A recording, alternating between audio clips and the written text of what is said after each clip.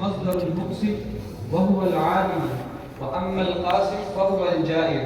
وبالسند المتصل منا إلى أمير المؤمنين في الحديث محمد بن إسماعيل البخاري رحمه الله تعالى قال حدثنا أحمد بن أشكاب قال حدثنا محمد بن فضيل عن عمارة بن القعقاع عن أبي زرعة عن أبي هريرة رضي الله تعالى عنه قال النبي صلى الله عليه وسلم كلمتان حبيبتان إلى الرحمن خفيفتان على اللسان ثقيلتان في الميزان سبحان الله وبحمده سبحان الله العظيم.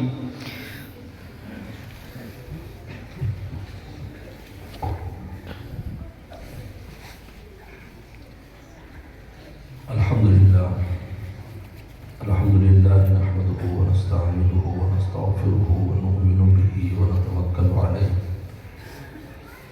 ونعوذ بالله من شرور أنفسنا ومن سيئات أعمالنا من يهده الله فلا مضل له ومن يضلل فلا هادي له ونشهد أن لا إله إلا الله وحده لا شريك له ونشهد أن سيدنا وسندنا وحبيبنا وشفيعنا ومولانا محمدا عبده ورسوله صلى الله تعالى عليه وعلى آله وأصحابه وبارك وسلم. أما بعد فأعوذ بالله من الشيطان الرجيم. بسم الله الرحمن الرحيم. ونضع الموازين القسط ليوم القيامة. صدق الله مولانا العظيم. حضرات علماء کرام، طلباء اعزام، میرے محترم بزرگ اور دوستو، آج پہلی مرتبہ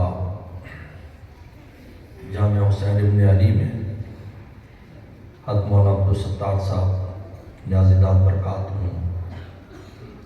مفتی سرور صاحب داد برکاتہ کی دعوت پر میں حاضر ہوا ہوں. ابھی آپ کے سامنے طالب علم نے امام بخاری کی آخری باب اور آخری حدیث تلاوت کی ہے. علامہ ابن قیم الجوزی بہت بڑا انسان ہے.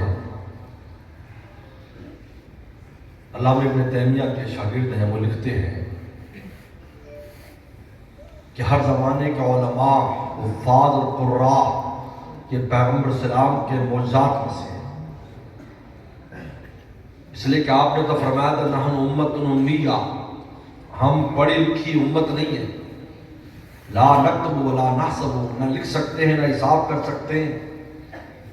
پھر اللہ تعالیٰ نے اس امت میں اتنے بڑے بڑے علماء اور اتنے بڑے بڑے حفاظ اور قاری پیدا کر دیے کہ پہلی امت ان کا نظیر پیش نہیں کر سکتی،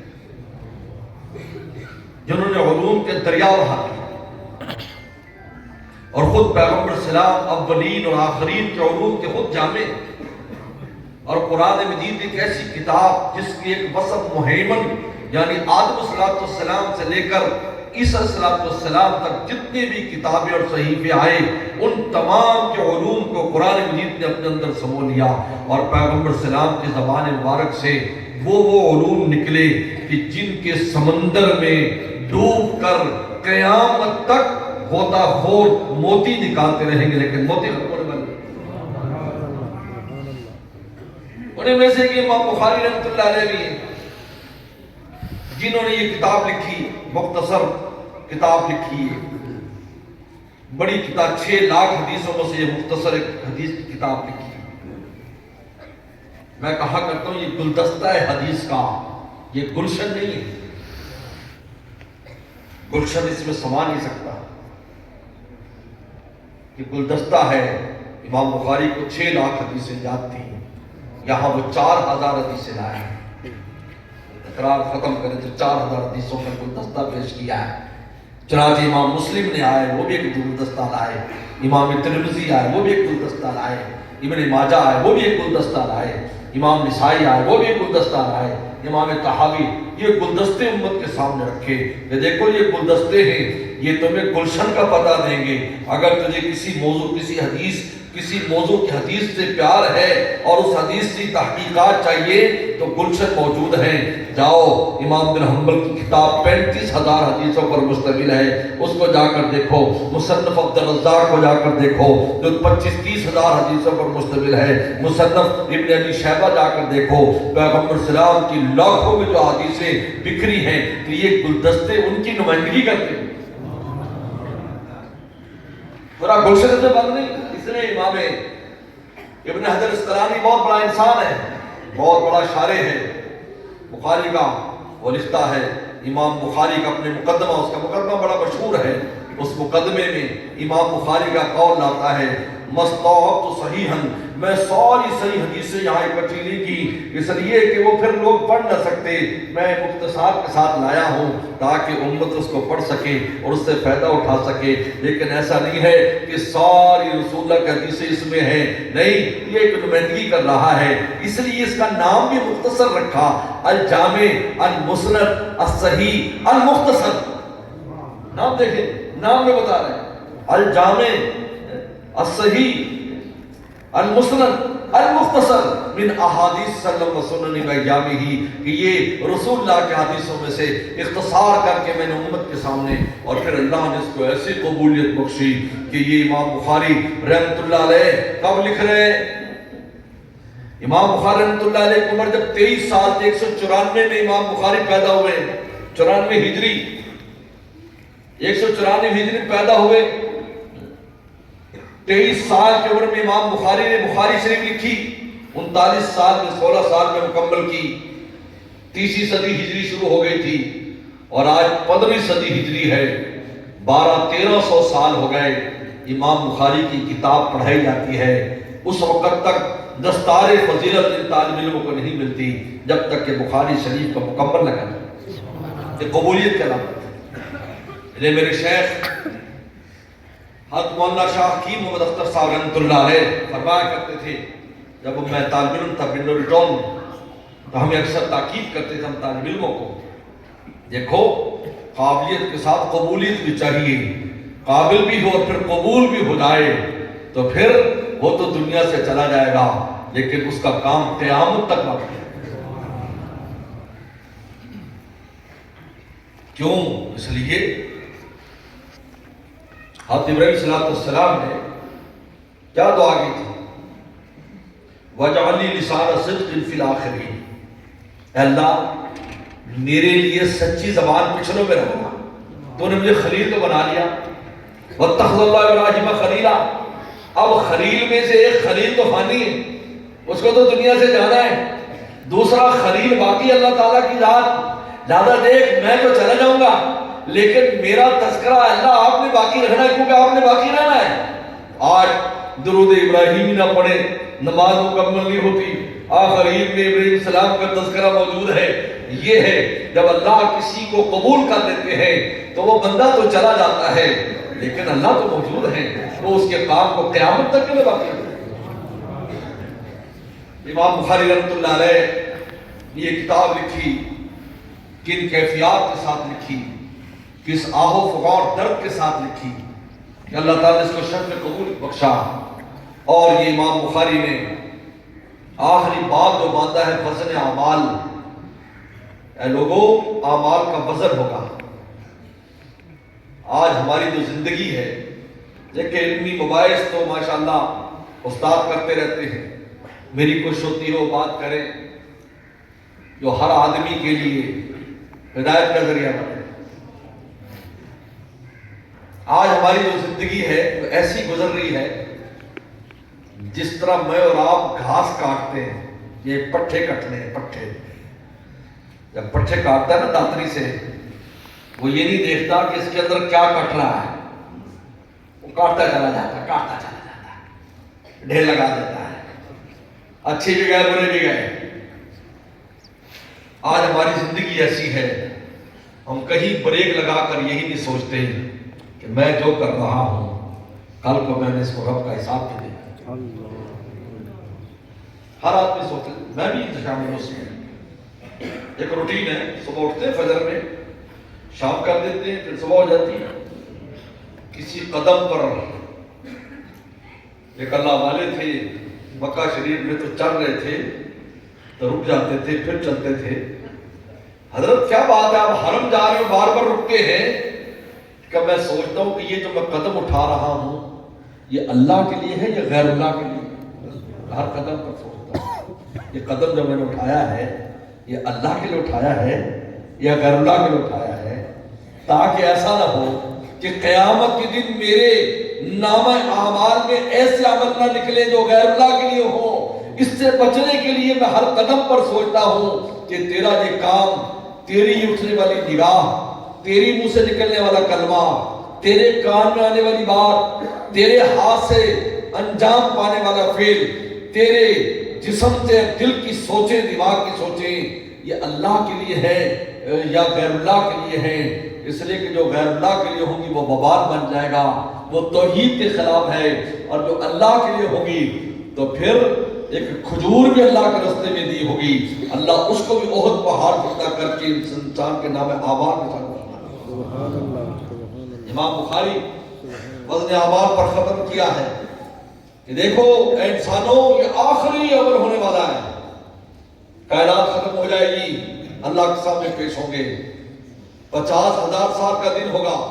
اب مولانا ادریس صاحب قادری رحمۃ اللہ علیہ نے اپنی تفسیر معرفت القرآن میں لکھا ہے 50 تفتیشی سینٹر ہوں گے جہاں لوگوں کے 1,000 سال تک تفتیش ہوگی.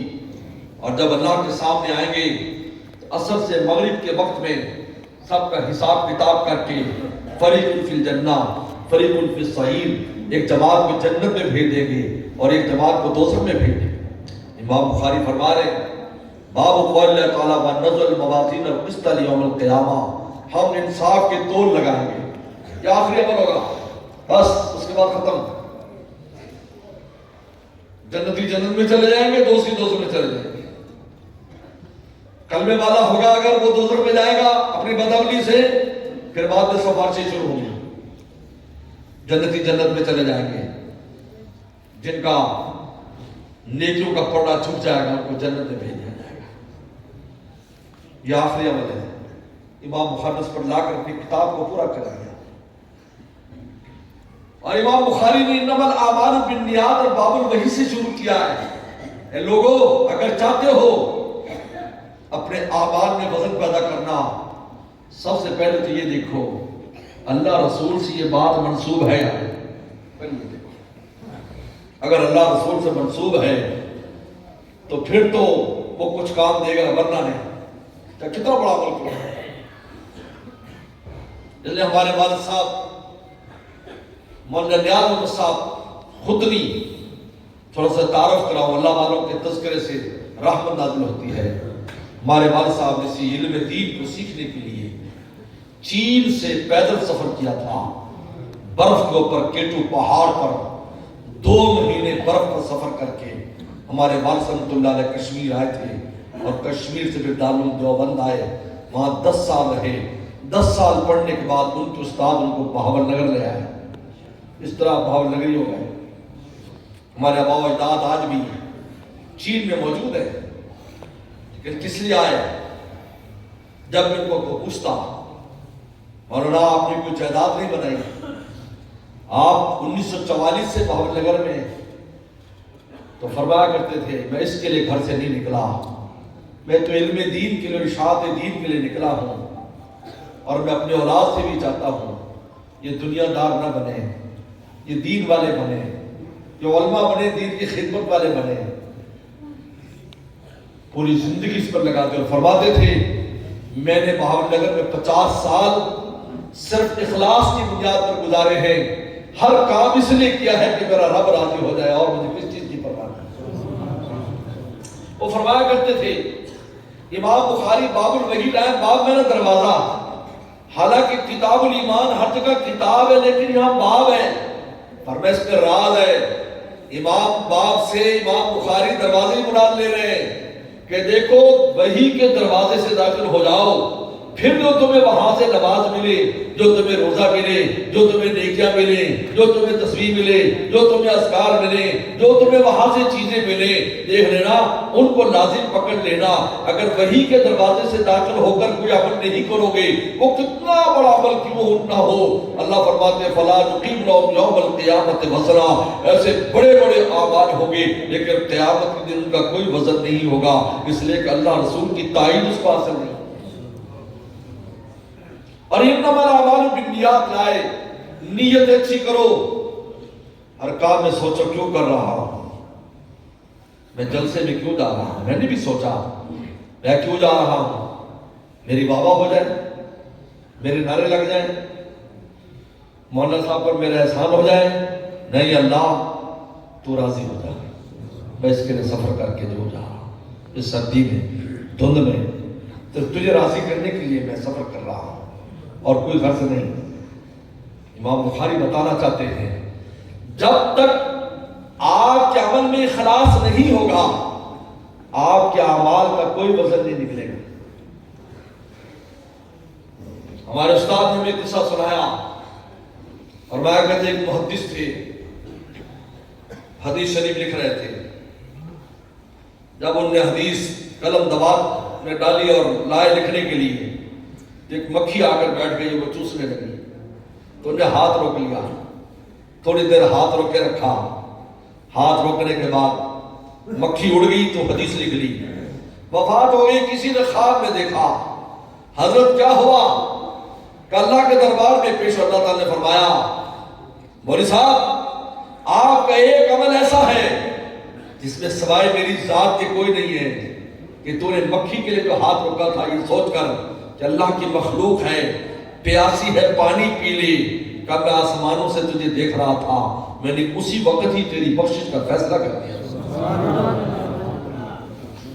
امام بخاری پہلی انما الاعمال بالنیات، کیونکہ نیت ہوتی ہے تو انسان کوئی عمل کرتا ہے اچھی یا بری، پھر عمل کے وجود میں آتا ہے، اور پھر آخر میں وزن اعمال ہوگا، وَنَزَلْ مَوَازِينَ الْقِسْطَ لِيَوْمِ الْقِيَامَةِ، ہم انصاف کی توڑ لگائیں گے، ترازو لائی جائے گی، اتنی بڑی ترازو کہ اس کے ایک پڑھنے میں 7 زمین اور آسمان آ جائیں۔